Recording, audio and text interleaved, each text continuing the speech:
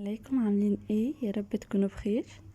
لو اول مره تظهر لكم القناه بتاعتي، انا اسمي مريم، بقدم اكلات سهله بوصفات بسيطه جدا. النهارده هعمل معاكم الجمبري، هعمله احلى من المطاعم بكتير قوي.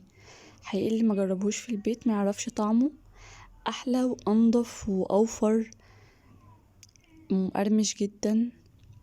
يلا نبدا.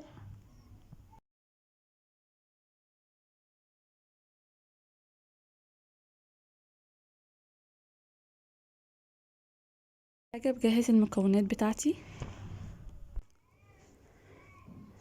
معلقه من الكزبره الجافه، معلقه من الثوم البودر، معلقه من البصل البودر، معلقه من البابريكا، ومعلقه من الملح، ومعلقه من الكركم، ومعايا كوبايه كبيره من الدقيق بتعادل 4 معالق كبار من الدقيق، ومعايا معلقه من الثوم المفروم. هخلط كل المكونات مع بعض.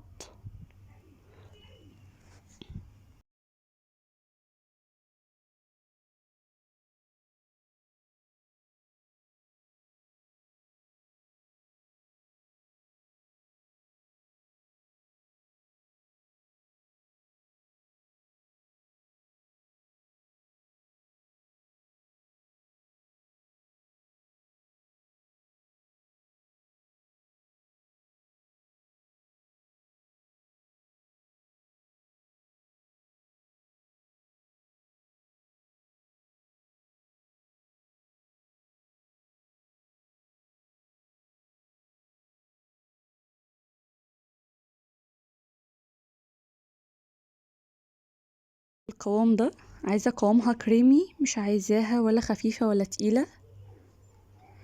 ومعايا طبق تاني فاضي فيه 4 معالق من الدقيق ومعلقتين من النشا، ده اللي هنغلف بيه الجمبري.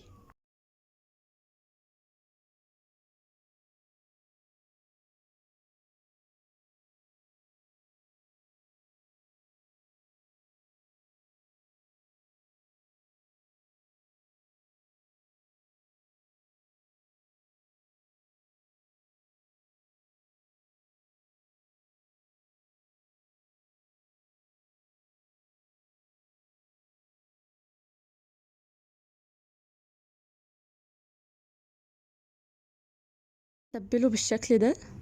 هحطه الاول في التتبيله، وبعدين هعمل كفر للجمبري بعد التتبيله بالدقيق والنشا. هحاول امسكه من الديل عشان التتبيله ما تقعش، وانا مش بدوس عليه، انا بحاول اخلي الدقيق عليه من كل الجوانب. هنمسكه من الديل برضو وننزل بيه في الطاسه.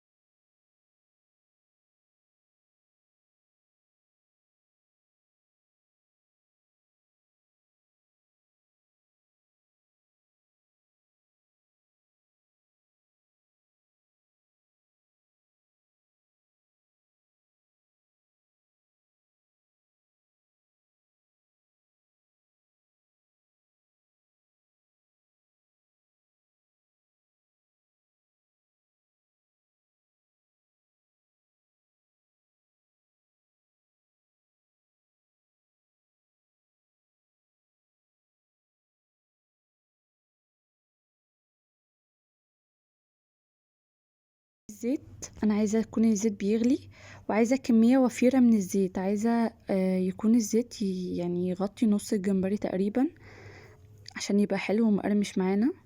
نهائي معانا. يا ريت لو عجبكم الفيديو تدعموني باشتراك للقناه وشير ولايك.